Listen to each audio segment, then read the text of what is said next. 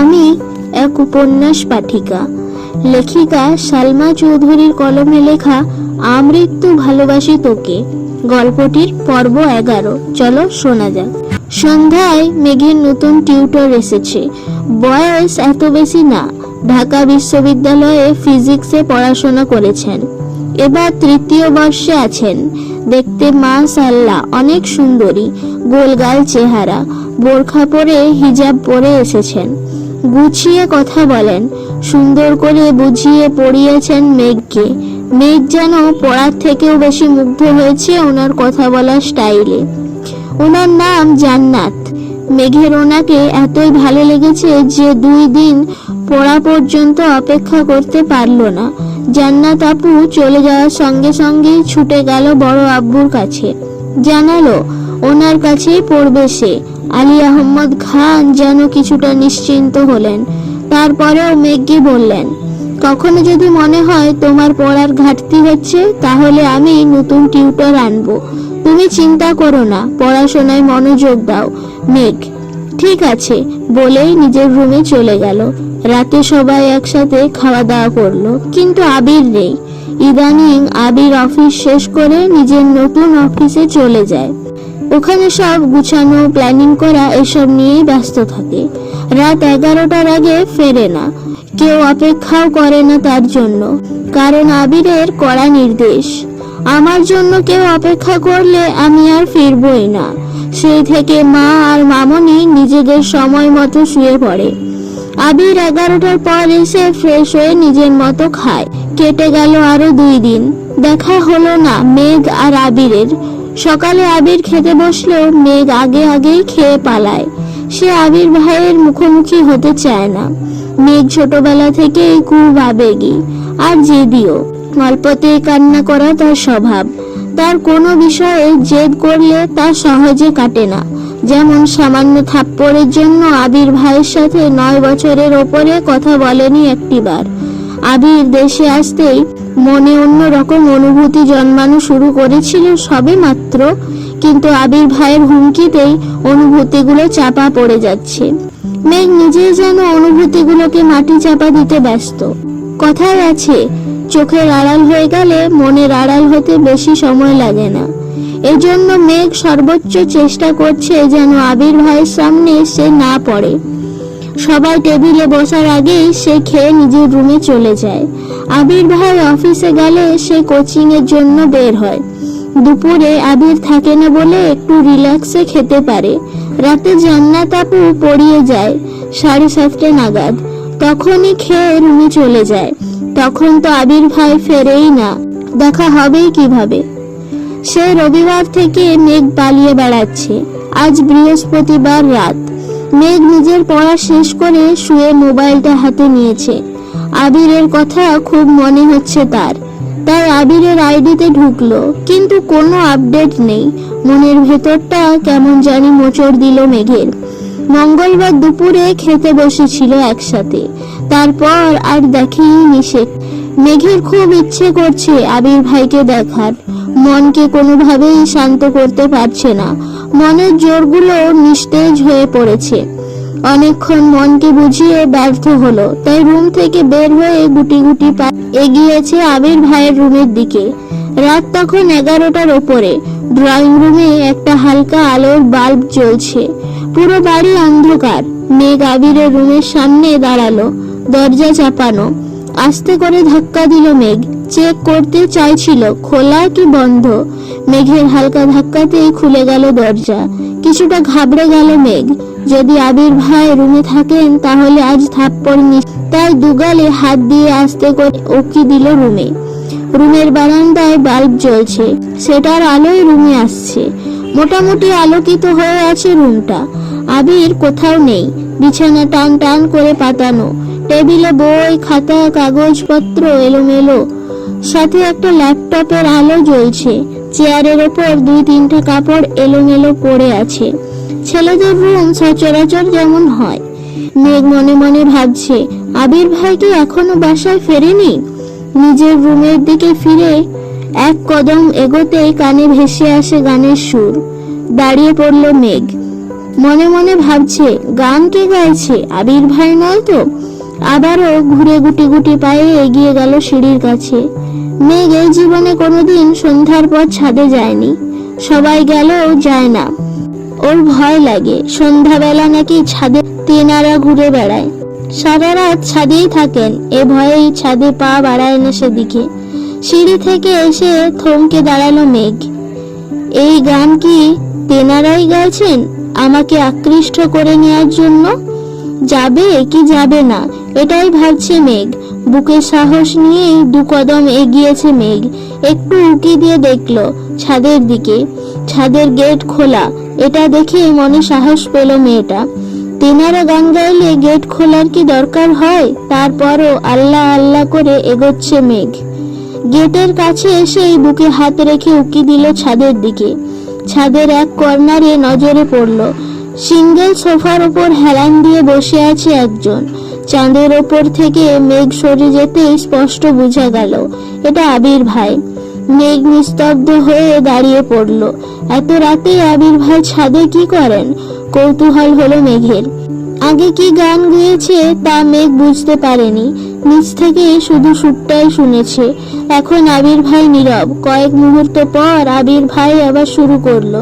ছোট্ট বুকে মেঘ জমিয়ে কেন রে কাঁদিস পাখি, তুই ফিরবি বলে আমি কেমন সন্ধ্যা নামাই রাখি।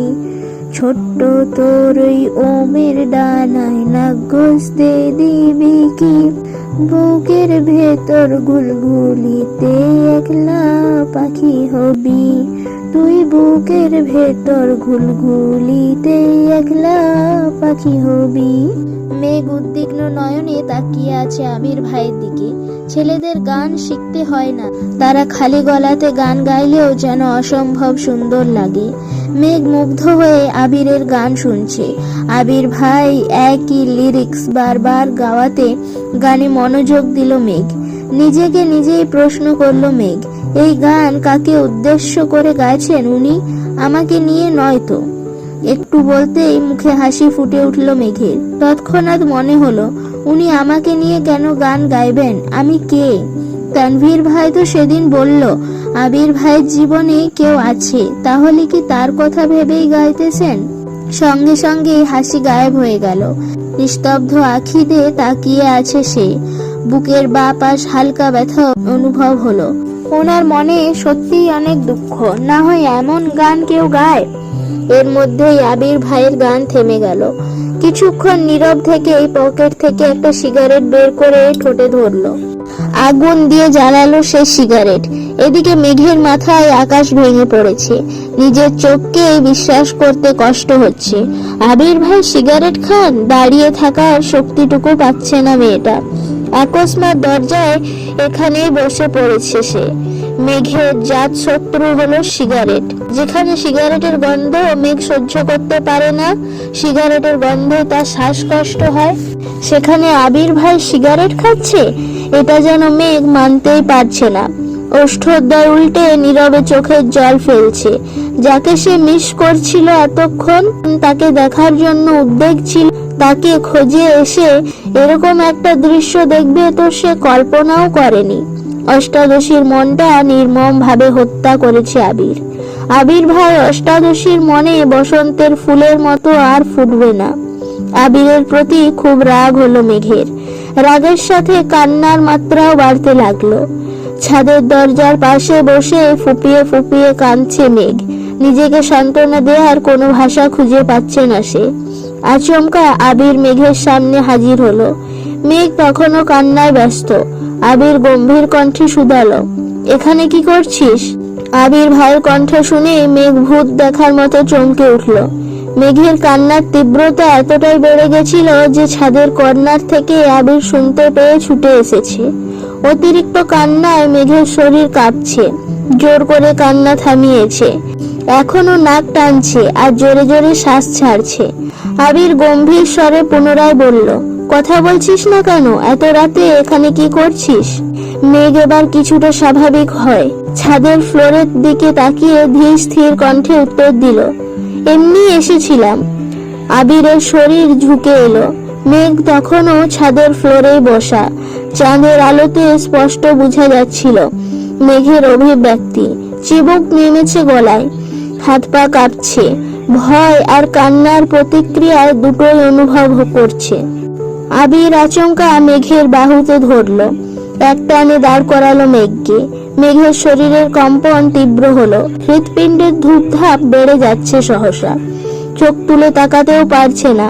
আবির তীক্ষ্ণ দৃষ্টিতে তাকালো, রাগে কটমট করতে করতে বলল, তুই কাঁদছিলি কেন? মেঘ উত্তর খুঁজে পাচ্ছে না। কিভাবে বলবে? আবির ভাইয়ের সিগারেট খাওয়া আর অন্য মেয়েকে উদ্দেশ্য করে গান গাওয়াতে তার ভেতর থেকে এমনিতেই কান্না আসছে। মেঘ মাথা নিচু করে চুপ হয়ে রইল। আবির দীর্ঘশ্বাস ফেলে কিছুটা স্বাভাবিক কণ্ঠে বলল, তুই কি সব সময় রাত বিরাতে ছাদে আসিস? মেঘ তৎক্ষণাৎ বিদ্যুৎ বেগে কতক্ষণ মাথা নাড়িয়ে না বোধক সম্মতি জানালো। তারপর আস্তে আস্তে বলল, এই জীবনে কোনোদিন সন্ধ্যার পর ছাদে উঠিনি আমি। আবির ভাই উদ্বিগ্ন কণ্ঠে শুধালো, তাহলে আজ আসলি কেন? মেঘ নিস্তব্ধ ও নীরব, কিছু বলার সাধ্য নেই বলে দীর্ঘশ্বাস ফেলল। এত রাতে ছাদে আসার কোনো অজুহাতও খুঁজে পেল না। আবির কয়েক পা এগিয়ে মেঘের অনেকটা ঘনিষ্ঠ হয়ে দাঁড়ালো। আবিরকে এত কাছাকাছি দেখে মেঘের নিঃশ্বাস বন্ধ হওয়ার হাল হলো। আবিরের গায়ের গন্ধে মাতাল হওয়ার অবস্থা। ভয়ঙ্কর পরিস্থিতি থেকে নিজেকে বাঁচাতে 2 কদম পিছিয়ে গেল মেঘ, কিন্তু পিছনে আর জায়গা নেই। দরজার পাশের পিলারে পিঠ ঠেকলো, থরথর করে কাঁপছে অষ্টাদশী ছোট্ট দেহ। পায়ের পাতা শিরশির করছে, সরে যেতে চাইলো সামনে থেকে। আচমকা আবির 2 হাতে পিলারের 2 পাশ চেপে ধরলো, কিছুটা ঝুঁকে মেঘের মুখোমুখি হলো। আবিরের উষ্ণ শ্বাস, তীব্র দৃষ্টি মেঘকে নাজেহাল করে দিচ্ছে। মানসিক টানাপোড়েনে পড়ে গেল মেঘ। বুকের ভেতর কেউ অবিরাম নৃত্য করছে, যার শব্দ বাহির থেকেই শোনা যাচ্ছে। শরীর ঘামতে শুরু করেছে। আবির ভাই হঠাৎই শীতল কণ্ঠে বললেন, এত বছর তো খুব পালাই বেড়াইছিস, এখন দেখবো কতটা পালাতে পারিস। আবিরের ঠান্ডা হুমকিতে কেঁপে উঠল। এই কথা শোনা মাত্রই মেঘের শরীরে হাই ভোল্টেজের ঝাঁকুনি দিল। মেঘের বক্ষ স্পন্দন জোরালো হতে শুরু করেছে। আবির সরু নেত্রে অষ্টাদশীর পানি তাকিয়ে আছে। মেঘের টালমাটাল অবস্থা বুঝতে পেরে সামনে থেকে সরে গেল। আবির শক্ত কণ্ঠে ফের বলল, রুমে যা। আবির সরে যাওয়াতে স্বস্তি পেল মেঘ। বারবার দীর্ঘশ্বাস ফেলতে শুরু করলো। কয়েক মুহূর্ত পর সিঁড়ির দিকে নামতে গেল। ঘুটঘুটে অন্ধকার সিঁড়ি। পিছন ফিরে তাকিয়ে বুকে সাহস নিয়ে ডাকলো, আবির ভাই। আবির উল্টো দিকে ফিরেছিল।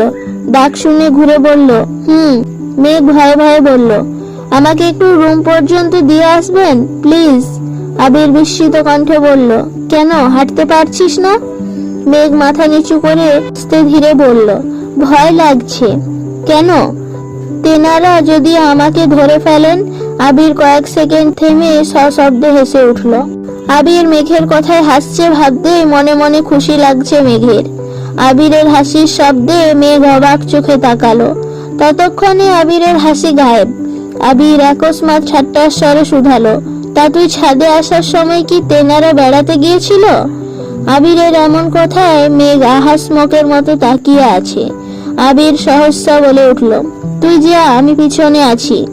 মেঘ আর কিছু বলার সাহস পেল না। 2টো সিঁড়ি নেমেই হঠাৎ কিছু ভেবে থমকে দাঁড়ালো। আবির নিরুদ্বেগ কণ্ঠে শুধালো, আবার কি হলো? মেঘ 2বার জোরে জোরে শ্বাস ছাড়লো। মনে তীব্র সাহস নিয়ে পিছনে ফিরে তাকালো। আবির ছাদের দরজার পাশে দাঁড়ানো, 6 ফুট লম্বা। তার উপর মেঘ বেশ কয়েকটা সিঁড়ি নেমে গেছে। এখান থেকে আবিরের লম্বা শরীরটা চাঁদের আলোয় সুপারি গাছের মতো মনে হচ্ছে। মেঘ উদ্বিগ্ন কণ্ঠে প্রশ্ন করলো, আবির ভাই, আপনি সিগারেট খান কেন? মেঘের কথায় আবির যেন ছোটখাটো টাস্কি খেল। মুহূর্তেই গম্ভীর কণ্ঠে বলল, তার জবাবদিহি কি তোকে দিতে হবে? মেঘ এবার কোমল কণ্ঠে বলল, সিগারেট স্বাস্থ্যের জন্য ক্ষতিকর, আর আমি। এটুকু বলেই থেমে গেল। আবির কণ্ঠ দ্বিগুণ ভারী করে বলল, আর তুই কি? মেঘ ভয়ে ভয়ে বলল, কিছু না। মেঘ আর থামলো না, সিঁড়ি দিয়ে নামতেই ব্যস্ত হলো। মেঘ করিডোরে হাঁটছে। আবির পেছনে মোবাইলের ফ্ল্যাশ জ্বালিয়ে সিঁড়ির নিচ পর্যন্ত নামলো। মেঘ পিছন দিকে আবিরকে দেখার সাহস পাচ্ছে না। নিজের রুমের দরজা পর্যন্ত এসেই রুমে ঢুকার সময় এক পলক তাকালো। আবিরের মনোযোগ মোবাইলে। মেঘ রুমে চলে গেল।